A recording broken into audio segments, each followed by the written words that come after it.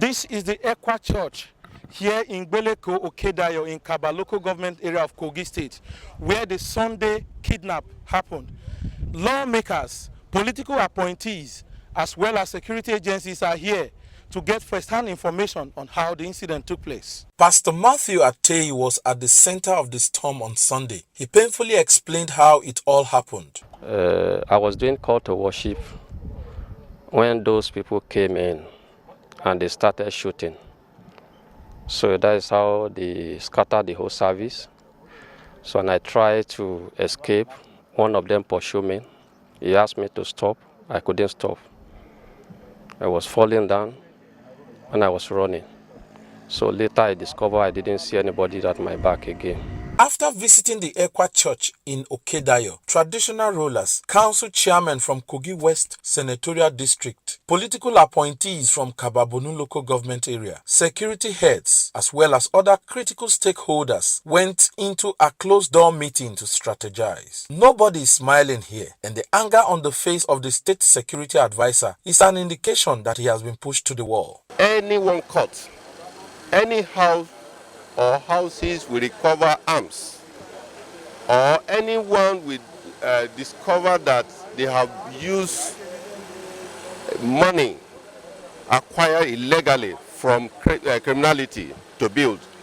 That houses, we have done it before, we are coming again, that those houses will come down.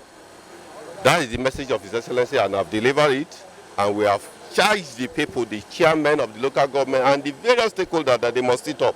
We will not take it. His Excellency will not take it. I, as the State Security Advisor, I will not take it. And we will make sure that what is necessary for us to do, we will do. To say whether there is law backing it, the governor has his power to demolish and go back to our laws.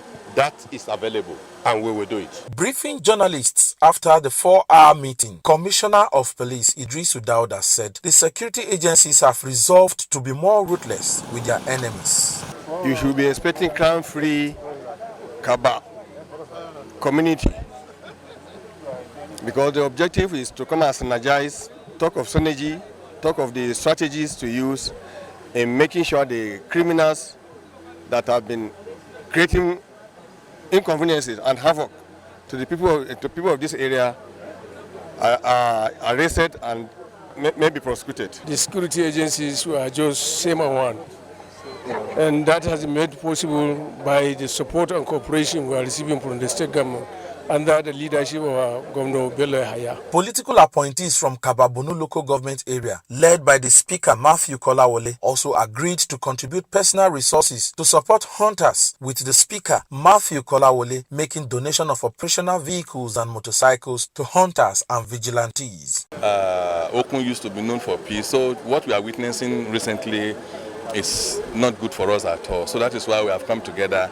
to say we will support them both morally and financially to ensure that we empower our vigilantes and we empower our hunters to support the security agencies for proper operations. For the Oba Aro of Kaba, Oba Solomon Owoniyi, parents should call their children to order as he feared Governor Yahaya Bello's action when it comes to cases of criminalities.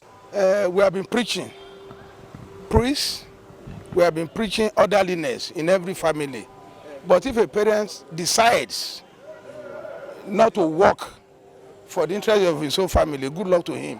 Anybody caught contravening the laws of the land must be punished, whether your father is Oba or your father is king or your father is governor, whatever. The law is no respecter of anybody. The state assembly said they have passed a law against kidnapping and all that. So there's no problem with whatever punishment they will be given. So we just wait and see how the law will become operational when anybody is caught working against this law. At the end of this meeting, a new security strategy has been adopted to curtail the activities of kidnappers and other criminal elements.